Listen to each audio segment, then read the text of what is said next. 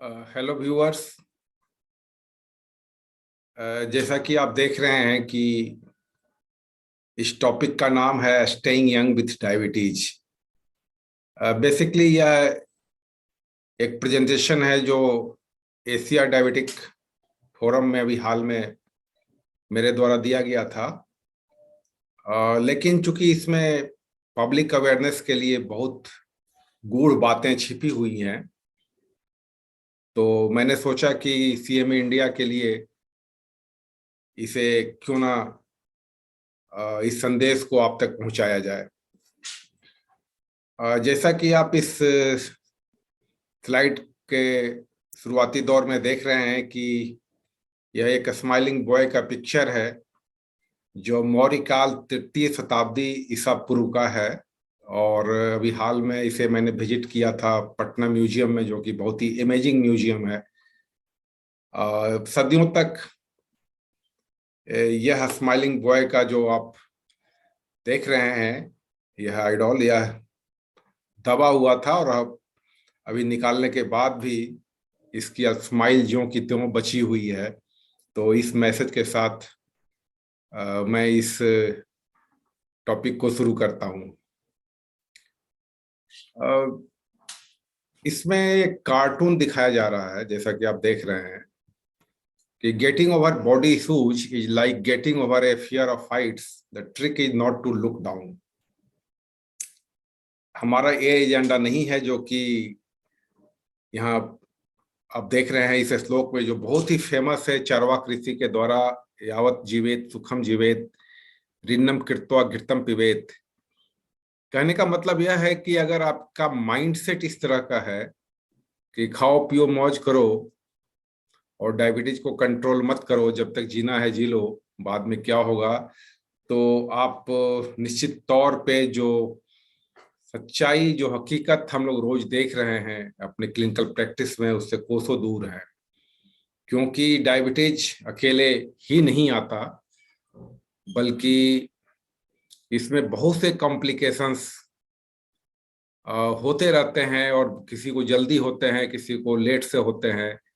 और सबसे बड़ी बात है कि इन सभी दुष्परिणामों को, आंखों का अंधापन हो, या पैरों का में गैंग्रीन का होना हो, या हार्ट की का फेल्योर हो, या हार्ट अटैक होने की संभावना का बढ़ना हो, या स्ट्रोक का बढ़ने की संभावना हो, सबको आप रोका जा सकता है। उसी चीज को लेकर यह प्रेजेंटेशन आपके काम आएगा। ऐसे तो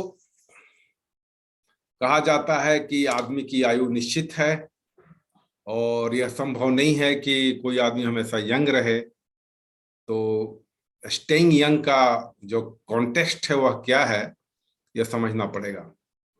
क्योंकि डायबिटीज एक इम्पॉर्टेंट कॉज है प्रीमेच्योर डेथ और डिसेबिलिटी का।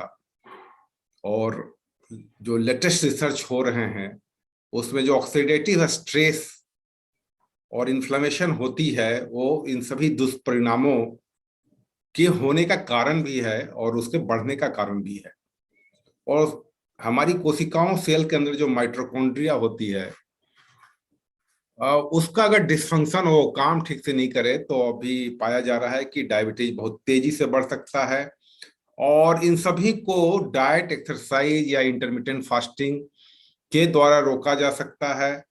और जो टीलोमरेज का अगर आपने नाम सुना होगा, तो उसको में जो अल्टर हो रही है या हो रहा है, उसको भी हम लोग रोक सकते हैं। और शरीर का एक सिस्टम है जो सर्कैडियन रिदम से जाना जाता है, उसको मैं बताऊंगा आपको। और कुछ दवाइयों का भी रोल हो सकता है। तो डायबिटीज में स्टेइंग यंग, जवान रहने का फॉर्मूला क्या है, इसकी साइंस को समझिए, नंबर एक। और यह साइंस कभी कभी बहुत कंफ्यूज भी लगता है। जगजीत सिंह की गजल आपने सुनी होगी कि फासला नजरों का धोखा भी तो हो सकता है, तो उस धोखा को आप ना खाएं। इसलिए इसमें जो साइंस के साथ जो आर्ट है, उसको समझना भी उतना ही जरूरी है। और अगर वो समझते हैं, तो उस आर्ट को समझने के लिए एक फिर जगजीत सिंह की गजल को देखिए कि धूप में निकलो, घटाओं में नहा कर देखो, जिंदगी क्या है किताबों को हटा कर देखो।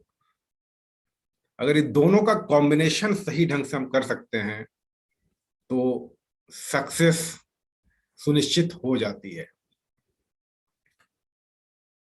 अब हमारे जो फिजिशियंस है उनको पता है कि लॉन्जेविटी जो चीज है उसे किस तरह से स्थिर किया जा सकता है या बढ़ाया जा सकता है।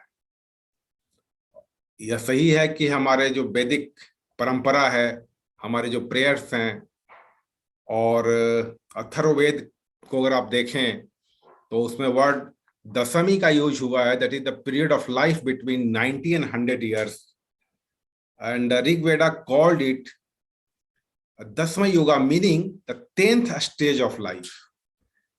तो इसको समझना जरूरी है। कुछ कोटेशंस देखिए।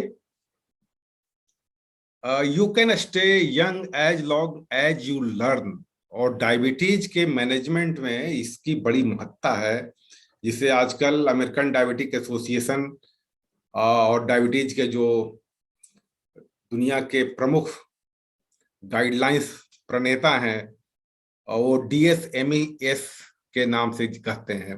वो है diabetes self medical education and support and the monitor strictly, that is the secret of staying young is to live honestly, eat slowly. तो अपने डायबिटीज को टाइमली मॉनिटर करना एक तो बहुत जरूरी है, और जो इन चीजों को करता है वो हॉल्ट कर सकता है कॉम्प्लिकेशंस को। तो आइडिया ये है कि to die young as late as possible. Imaging क्या है? ये है फिल सुदरलैंड, ये अभी डायरेक्टर हैं टीम नोवो टाइप 1 डायबिटीज के। और आपको आश्चर्य होगा कि इनको डायबिटीज हुआ था जब वो करीब 9 साल, सॉरी 9 महीने के उम्र में थे। इतने कम उम्र में डायबिटीज हुआ, और बाद में ये टाइप 1 डायबिटिक पाए गए। उस समय फिजिशियंस ने कहा था कि वो 19 साल या 20 साल से ज्यादा बच नहीं पाएंगे, लेकिन इस चीज को उसने झुठला दिया है। मेरी भेंट उनसे 15 सितंबर 2014 को वियना में हुई थी, जब यूरोपियन सोसाइटी का डायबिटिक कॉन्फ्रेंस चल रहा था। उनकी एक बुक बड़ी फेमस है, नॉट डेड एट। तो अगर ये उपलब्ध है नेट पर, और इसमें पूरी कहानी उन्होंने लिखी है। और आश्चर्य की बात है कि आज टाइप 1 डायबिटीज के बहुत से जो गाइडलाइंस है, खासकर एक्सरसाइज को लेकर, उसके गाइडलाइन को फॉर्म करने में इनके द्वारा किए गए कुछ कार्यों की बड़ी महत्ता है। उन्होंने कहा था कि exercise is the $1 billion drug that never gets prescribed. और ये बड़ी इंपॉर्टेंट मैसेज है कि हम लोग इसको समझें। तो जब हम कार्डियोवास्कुलर रिस्क की बात करेंगे, खासकर डायबिटिक के मरीज में, जो कि सबसे इंपॉर्टेंट चीज आज दुनिया में बताई जा रही है, जब आप डायबिटिक के मरीज का पता जब चलता है, डायग्नोसिस होती है, और एनुअली जब उसको हम लोग फिर से रीअसेस करते हैं, तो केवल डायबिटीज का इलाज करना आजकल पूरा नहीं माना जाएगा जब तक कि हम लोग टारगेट ना करें मेन रिस्क फैक्टर्स को। और आपके रिस्क फैक्टर्स क्या हो सकते हैं? आपके लिपिड्स अगर वो खराब है, हाइपरटेंशन बहुत इंपॉर्टेंट है, स्मोकिंग स्टेटस, या आपके घर में किसी को coronary heart disease premature age में होने की अगर हिस्ट्री है, और यूरिन में एल्बुमिन जा रहा है या नहीं, ये बड़ा इंपॉर्टेंट है। फिर आपकी वेट क्या है, और आजकल यूरिक एसिड को भी इंपॉर्टेंट पाया जा रहा है। तो इन चीजों को मॉनिटर करना बहुत जरूरी पाया जाता है। धीरे धीरे ये कॉन्सेप्ट कि केवल ग्लूकोज को पूर्णतः टाइट नियंत्रण करना, या मतलब कि जो HbA1c है, जो ग्लाइकेटेड हीमोग्लोबिन है, वो 7% के नीचे रखना। इसको पाया गया कि इसके रखने के बावजूद बहुत से ट्रायल्स दुनिया में हुए, बड़े इंपॉर्टेंट ट्रायल्स दिखाए जा रहे हैं इसके बावजूद देखा गया कि उनको कार्डियोवास्कुलर जो रिस्क रिडक्शन जो जितनी होनी चाहिए थे वो नहीं हो पाता है। फिर बाद में दौर आया एक SGLT2 इनहिबिटर्स ग्रुप की दवाओं का, जैसे कि एम्पाग्लिफ्लोजिन या डापाग्लिफ्लोजिन या केनाग्लिफ्लोजिन। और पहली बार एक इम्पारेक्ट ट्रायल हुआ और उसके बाद बहुत से ट्रायल्स इन दवाइयों को लेकर हुए। और एक और जो इंजेक्टेबल में और अभी टेबलेट में भी आने वाला है GLP-1 आर एगोनिस्ट, उसमें भी पाया गया कि इन दोनों ग्रुप के दवाइयों के आने के बाद पता चला कि केवल यही दवाइयां हैं जिनके द्वारा कार्डियोवास्कुलर रिस्क जो है उसको हम कम कर सकते हैं। और ये कॉन्सेप्ट अब आ रहा है कि शुरुआती दौर से ही डायबिटीज के मरीज को हम इसको शुरू करें। लेकिन टाइट ग्लाइसेमिक कंट्रोल का रखना ये डायबिटिक मैनेजमेंट का बैकबोन भी है। इसके बावजूद कि अभी टोटल फोकस डायबिटीज के मैनेजमेंट का कार्डियोवास्कुलर रिस्क रिडक्शन की ओर जा रहा है।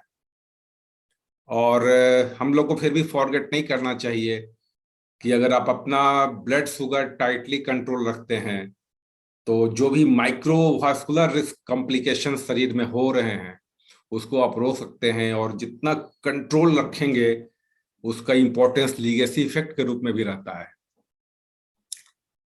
अब डायबिटिक के मरीज क्या कम उम्र तक ही जीते हैं?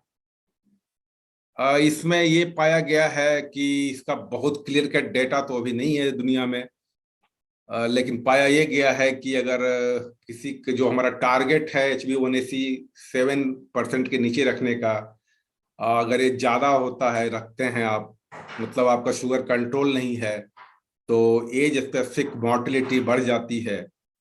और ये भी पाया गया है कि females live 4 years longer than males. और जो भी बायोमार्कर शरीर में है अगर वो कंट्रोल रखते हैं आप, तो लाइफ की एक्सपेक्टेंसी जो है वो करीब 1.3 to 1.8 years बढ़ाई जा सकती है। सो इन सब चीजों के बावजूद इस साइंस को पहले हम समझें कि ये सदा यंग रहने का जो साइंस है वो है क्या। अभी हाल में www.cmeindia.in पे ये 2 आर्टिकल्स मैंने पब्लिश किए थे, जहां पर कि mitochondria induced endothelial cell dysfunction के बारे में बताया गया है कि अपनी माइटोकॉन्ड्रिया को ग्रीन रखिए, इसका मतलब मैं समझाऊंगा, और रिवर्स कीजिए जो सेल के अंदर जो आपका एक कह सकते हैं जो कारखाना है जहां पर कि सब जैविक बायोलॉजिकल क्रियाएं होती है जिससे बहुत तरह के बायोकेमिकल्स का निर्माण होता है या सिग्नल्स मिलते हैं, तो उसको माइटोकॉन्ड्रियल डिसफंक्शन नहीं हो इसका हम लोग कैसे उपाय करें। तो इस क्रॉस टॉक को देखें कि किस तरह से इस माइटोकॉन्ड्रिया के अगर हम लोग मेटाबॉलिक इनफ्लेक्सिबिलिटी जो है या ज्यादा ऑक्सीडेटिव स्ट्रेस को ऐसे समझिए कि जब आप शरीर का अगर सीडेंटरी हैबिट्स है या आपके डाइट्स खराब है तो शरीर में जो जहर पैदा होते हैं कई तरह के, उसको ऑक्सीडेटिव स्ट्रेस की तरह समझिए। और उसको लेकर जो सूजन होती है सेल में या इन्फ्लेमेशन होती है, उससे जो इंसुलिन का जो काम करना नहीं हो पाता है, तो बेसिक फंडामेंटल डिफेक्ट माना जाता है डायबिटीज होने का, जिसे हम इंसुलिन रेसिस्टेंस कहते हैं। तो इन चीजों को समझ के ये बड़ा इंपॉर्टेंट यहाँ जानना ये है कि सेल के अंदर सपोज कीजिए कि ये माइटोकॉन्ड्रिया है, तो अगर अभी ये पाया जा रहा है कि अगर आप कुछ एंटीऑक्सीडेंट्स लेते हैं, जैसे कि बहुत से फलों में है एंटीऑक्सीडेंट्स, या कैलोरी मतलब खाना कम खाते हैं, एनर्जी कम लेते हैं, कैलोरिक रेस्ट्रिक्शन करते हैं, या कुछ दवाइयां भी हैं, तो ये देखा गया है कि जो जहर पैदा हो रहा है, जो रिडॉक्स हम लोग बोलते हैं कि जो केमिकल्स पैदा होने जा रहे हैं जिसे जहर बोल सकते हैं आप, तो वो ऑक्सीडेटिव डैमेज करती है और सेल का डेथ लाती है, जिसे एपोप्टोसिस बोलते हैं, और वो फिर वो फंक्शन टिश्यू का कम जाता है। तो ठीक उल्टी दिशा में जाकर मैं बताऊंगा कि किस तरह इसको हम लोग ग्रीन सिग्नल की ओर ले जा सकते हैं। या ठीक है कि आपके बहुत सी कॉम्प्लिकेशंस का, आपकी लॉन्जेविटी का, आपके एजिंग का बहुत सा जेनेटिक फैक्टर्स भी है, बहुत से इन्वायरमेंटल फैक्टर्स भी हैं, जिसमें अभी खासकर इन्वायरमेंटल पोल्यूटेंट्स का भी रोल आ रहा है, जो कि अल्टीमेटली जो भी ये प्रॉब्लम्स करती है वो माइटोकॉन्ड्रियल पे ही जाके होती है। और बीटा सेल का डिस्फंक्शन होता है, यानी जहां इंसुलिन स्रावित होता है उसको ये काम नहीं करने देती है, बीटा सेल फेल कर जाता है, और फिर या तो इंसुलिन का रेसिस्टेंस, अगर जो इंसुलिन स्रावित भी होता है वो नाकाम हो जाता है, और अल्टीमेटली यही होता है टाइप 2 डायबिटीज में। अब भी ये नया रिसर्च है, आप देख सकते हैं, जिसमें ये बताया जा रहा है कि इविडेंस है कि अगर सही एक्सरसाइज किया जाए, कुछ ड्रग्स भी हैं, और mitochondrial targeted antioxidants and caloric restriction, जो कैलोरिक रिस्ट्रिक्शन का है वो इंप्रूव करती है इंसुलिन को sensitivity and mitochondrial function in type 2 diabetes. तो अल्टीमेटली हम लोग कहाँ पे आ पाते हैं, जहां से हम लोग अभी शुरू करेंगे अपनी यात्रा को, उसमें आप देखिए कि कॉन्सेप्ट क्या है, मेटाबॉलिक ओवर सप्लाई का, मेटाबॉलिक ओवर सप्लाई का और मेटाबॉलिक अंडर सप्लाई का।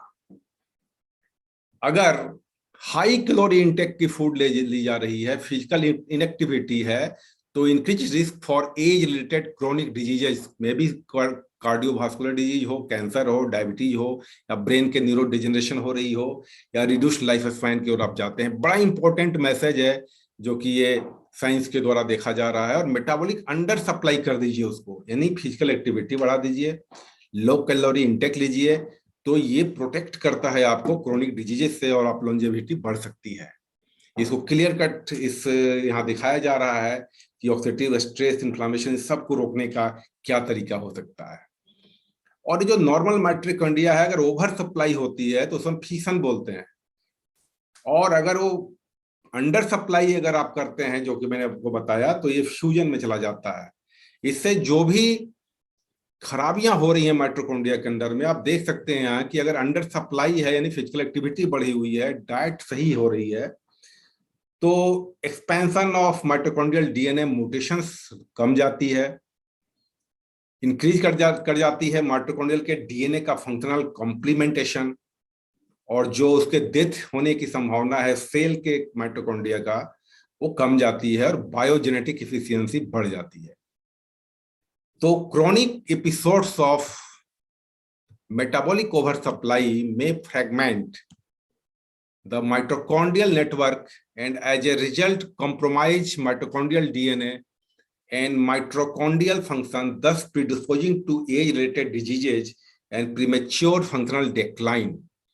So conditions that favor metabolic undersupply induce mitochondrial fusion, and as a result presence of mitochondrial DNA integrity and optimal function which may promote optimal physiological adaptation and healthy aging, ये होता है।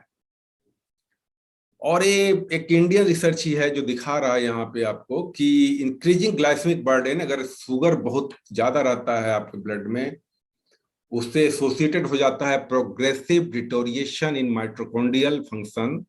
और जब HbA1c यानी sugar level आपका normal रहता है, achieve करते हैं HbA1c को बिलो अपने टारगेट के, तो ये सेल के रिपेरेटिव प्रोसेस को बढ़ा देता है। और adaptive increase in mitophagy accompanied by increase mitochondrial mass, ये प्री डायबिटीज में भी अगर कंडीशन में है तो उसमें ये संभव हो जाता है। इसके साथ अब हम देखेंगे यहाँ पे कि ये जो फाउंटेन ऑफ यूथ है, journey of science to art, इसको कैसे कर सकते हैं। Restoring normality to mitochondrial and endothelial function. Endothelium जो है हमारे जो रक्त वाहिनी है, उसकी जो भीतरी तह है, जो कि पूरे बॉडी में जो भी आजकल पूरा साइंस तो इसी पे इंडोथेलियल फंक्शन को इंप्रूव करने में ही लगा हुआ है, और उसका स्टेइंग यंग विथ डायबिटीज और विदाउट डायबिटीज बड़ा रोल है। और अपने थेरापेटिक बिहेवियर्स को कैसे मॉड्यूलेट किया जा सकता है, इसको हम देखेंगे। अब इस पे देखिए, यहाँ पे आप लोग बोलते हैं कि फिजिकल एक्टिविटी से क्या होती है। अब समझाने के लिए बड़ा इंपॉर्टेंट स्लाइड है कि देखिए, एक सीडेंटरी आदमी का जो माइटोकॉन्ड्रिया कैसा दिखता है और एक एक्सरसाइज करने वाले ट्रेंड एक्सरसाइज पर्सन का कैसा रहता है। और अगर आप लॉन्ग टर्म एक्सरसाइज ट्रेनिंग में जाते हैं तो माइटोकॉन्ड्रियल क्वालिटी जो है कैसे इंप्रूव करती है, और sedentary muscle exhibits energetic oxidative stress किस तरह से इसमें होने लगती है। और अगर आप एक्यूट एक्सरसाइज करते हैं तो जो भी स्ट्रेस के कारण जो खराबियां हुई है माइटोकॉन्ड्रियल ऑर्गेनल्स के अंदर में, उसमें एक ऐसा प्रोसेस इनिशिएट होता है जो कि रिमूव करता है damaged dysfunctional regions of the reticulum through mitochondrial fission and mitophagy. इसको साइंस में ऐसे बताया गया है। ये बड़ा इंपॉर्टेंट एक रिसर्च है जो कि 2019 में प्रकाशित हुआ था। तो आप याद रखिए सिंपल में कि अगर सीडेंटरी से अगर आप एक्सरसाइज ट्रेंड में जाते हैं तो आपका माइटोकॉन्ड्रिया जो है वो किस तरह ग्रीन हो जाता है। अब है कि इस एक्सरसाइज को कराना बड़ा मुश्किल काम है, हम देखते हैं पेशेंट्स लोग को, लेकिन एक्सरसाइज करने के कई तरीके हैं। आप घर में होम बेस्ड एक्सरसाइज कई तरह के हो सकते हैं। उसको आप देखिए नेट में जाके यूट्यूब पे कि कैसे एरोबिक एक्सरसाइज क्या है, इंटरवल ट्रेनिंग क्या है, रेसिस्टेंस यानी जिम में जो एक्सरसाइज आप करते हैं वो क्या है, ये बड़ा इंपॉर्टेंट है। बैलेंस एक्सरसाइज क्या है, माइंड बॉडी एक्सरसाइज क्या है, और म्यूजिक के द्वारा बहुत सी चीजें की जाती है। तो इसको भी डिटेल्स नहीं है, अभी मैं केवल आपको बता रहा हूं कि कैसे स्टे करने के क्या क्या तरीके हैं।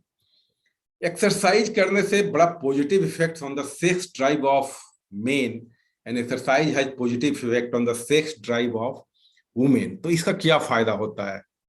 अब जैसे ही ये एक्सरसाइज से सेक्स ड्राइव भी बढ़ता है, तो मैंने बताया कि जो इरेक्टाइल डिसफंक्शन होती है, यानी कई लोग नपुंसकता की ओर जो बढ़ते हैं खासकर डायबिटीज में, इस एक्सरसाइज के द्वारा इनके इंडोथेलियम में जो डिसफंक्शन होता है, जो खराबी होती है, एक्सरसाइज से वहां नाइट्रिक ऑक्साइड के अच्छे जनरेशन के कारण वो इंप्रूव करने लगता है।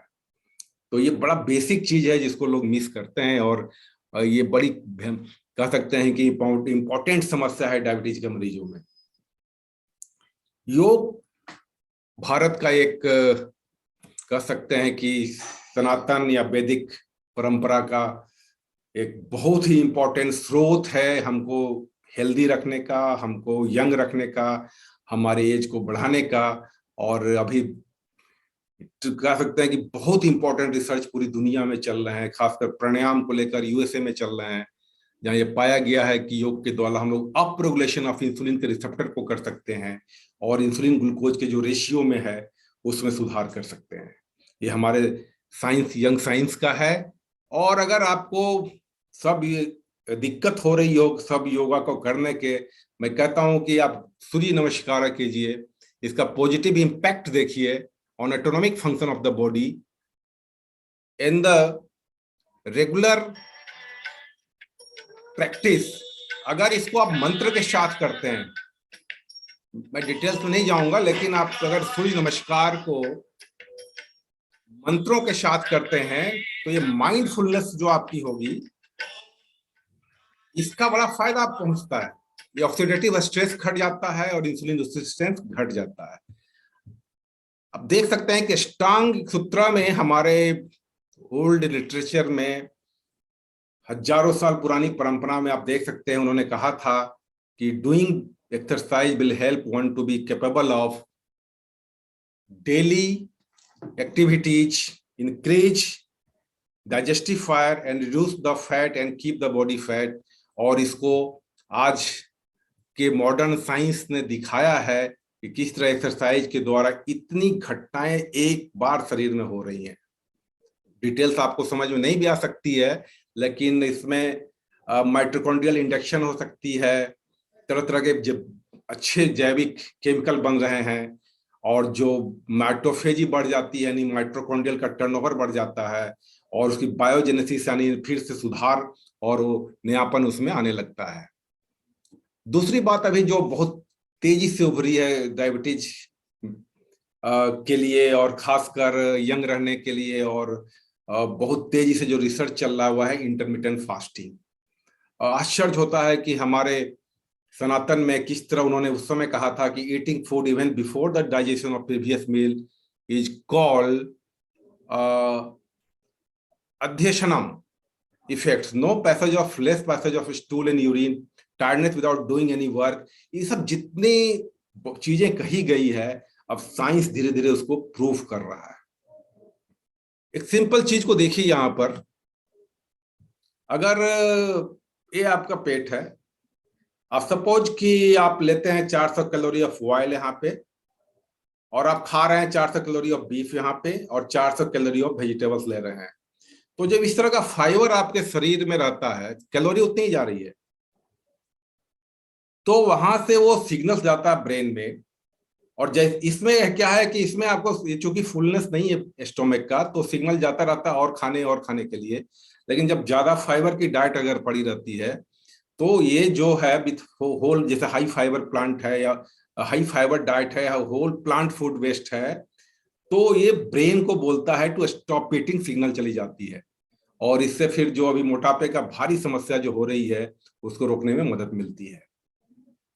तो जो अगर आप अभी जैसे कि हफ्ते में इंटरमिटेंट फास्टिंग का है कि जैसे हफ्ते में 1 या 2 दिन या कोई मील को स्केप आप कर दें, तो इसके द्वारा बहुत साइंटिफिक वे में जो क्रियाएं शरीर में घटित होती हैं, उसके द्वारा inhibition of protein synthesis and stimulation of autophagy होती है, और आपकी मेटाबॉलिज्म ठीक हो जाती है, आपका सेल अपने आप को रिपेयर करने लगता है, और कई तरह के आपके फायदे होने लगते हैं। इसका पूरा साइंस अभी आप यहाँ पे देख सकते हैं, जो आपको अभी मैं डिटेल में नहीं बता सकता, लेकिन ये सब चीजें हैं। तो कहने का मतलब है कि इंटरमिटेंट फास्टिंग के द्वारा जो सिंथेसिस है, ग्रोथ है, रिप्रोडक्शन है, मेंटेनेंस और रिपेयर का जो सिस्टम है वो शरीर का इंप्रूव कर जाता है, स्ट्रेस रेसिस्टेंस बढ़ जाता है, रिसाइकलिंग ऑफ डैमेज मॉलिक्यूल्स होने लगती है, स्टिमुलेटिंग माइटोकॉन्ड्रियल बायोजेनेसिस होती है, और सेल आपका जो कोशिकाएं है उसका सर्वाइवल बढ़ जाता है।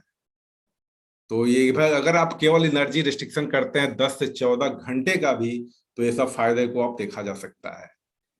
तो बेसिकली ये बड़ा इंपॉर्टेंट मैसेज है। आजकल आप देख सकते हैं कि हमारा डाइट पिछले 20 साल पहले क्या था और अभी क्या हो गया है। अभी अगर 335 कैलोरी जो पहले अगर आप लेते थे, तो अभी आप टुडे उसी चीज को लोग इस तरह खा रहे हैं, और ये बड़ा भारी समस्या ये जो हुई है। तो हमारा फूड जो है वो बड़ा खराब हो गया है। उसमें फूड का जो अच्छा फैट है, जिसे मूफा या एन3 पूफा बोलते हैं, वो नहीं मिल पा रहा है। हाई कैलोरी में आप जो फास्ट फूड का रोज पिज्जा बर्गर ले रहे हैं, उसमें फाइबर का इंटेक कम गया है, फालतू फैट का इंटेक बढ़ गया है, सेचुरेटेड फैट का बढ़ गया है, ज्यादा कार्बोहाइड्रेट आप खा रहे हैं। और इन सब चीजों के कारण जो है, जो आपके यूथ का रहने की जो संभावना है, आपको सदा यंग रहने की जो बात है, आपकी जो एजिंग का प्रोसेस है, वो पूरा रिवर्स डायरेक्शन में चल रहा है।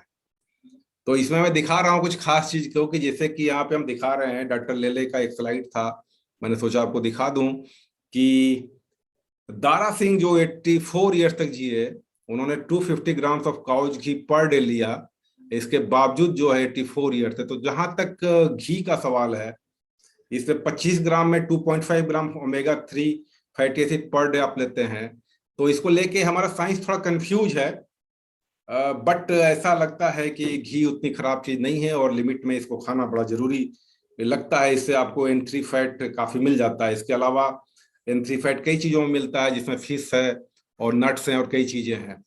नया रिसर्च एक बता रहा है कि अगर एक बार हम लोग लगता है एक सिंगल जंक फूड आप लेते हैं, तो आपके बीटा सेल को और आर्टरीज को वो डैमेज कर सकता है। और अभी जैसे आप जाएं अगर फुटपाथ पे, तो देखें कि जो फ्राई किया जा रहा है, पूरी पराठा लोग खा रहे हैं, खासकर पूरी, उसमें जो ऑयल यूज हो रही है, उसको अगर जो बच जाता है वो छोड़ देते हैं, दूसरे दिन फिर उसी में तलते हैं। इसमें देखा गया है कि ये जो है हमारा जो अच्छा जो फैट यानी कोलेस्ट्रॉल ग्रुप का है, HDL जिसे बोलते हैं, उसका जो है वो LDL ऑक्सीडेशन को, जो HDL के द्वारा होना चाहिए था, वो सही ढंग से नहीं हो पाता है, और वो एक बिल्कुल टॉक्सिक हो जाता है, और वो शरीर की सिस्टम को पूरा खराब करने लगता है। इसलिए ADA ने भी कहा है कि ये जो डायबिटीज के सुपर फूड इन तमों को पाया जा गया है, सोयाबीन, ग्रीन टी जो आप लेते हैं, कॉफी है, ग्रेप्स है, बेरीज है, या जो होल ग्रेन प्रोडक्ट्स हैं, सिनामोन है, बीटन मेलोन है, या फेनुग्रीक है, इन सबको सुपर फूड बोला गया है।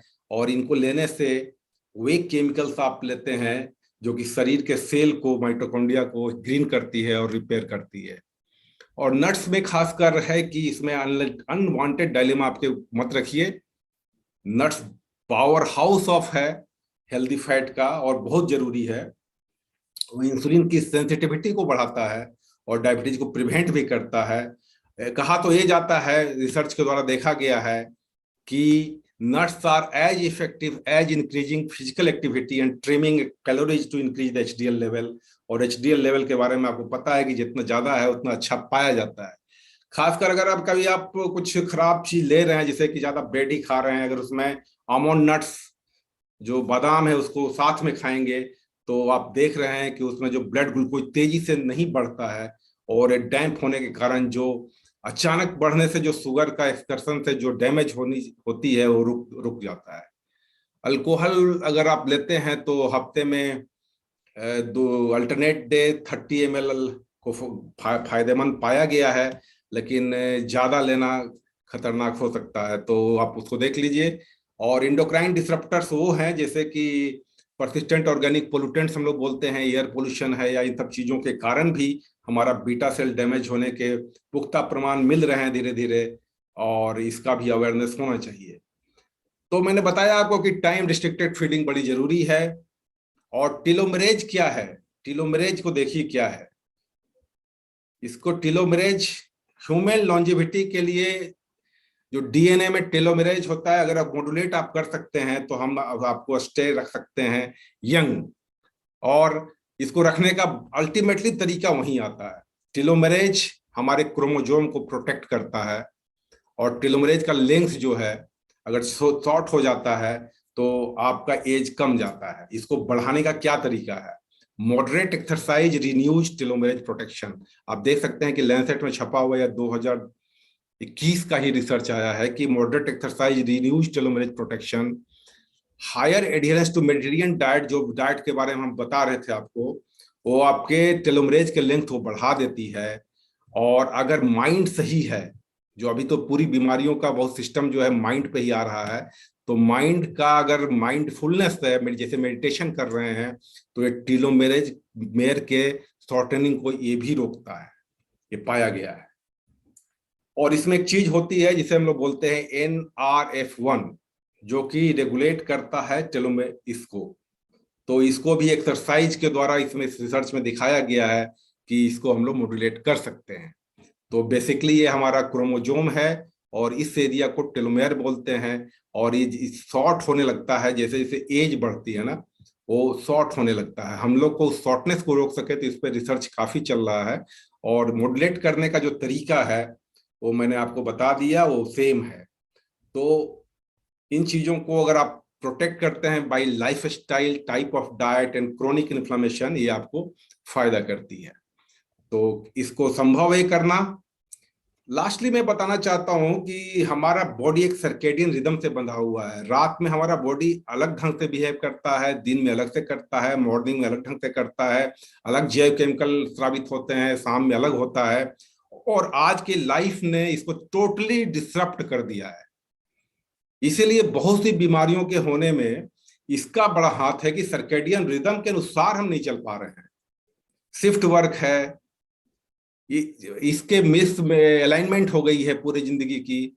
तो इसके कारण क्या होता है कि इसके कारण जो मेलाटोनिन हमारा जो सिक्रीट होता है और उसका एक स्मूथ सिक्रीशंस नहीं हो पाता है, और वो हार्ट के लिए और भी कई चीजों के लिए बड़ा खराब संदेश लेकर आता है।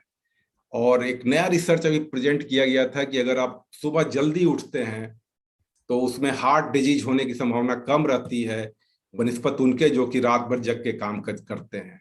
ये तो पूरा पैटर्न चेंज हो गया है बच्चों का आजकल, खासकर लोगों का। तो हमारा जो हेल्दी क्लॉक है बॉडी का, आज एक डिसरप्टेड क्लॉक में चेंज हो चुका है।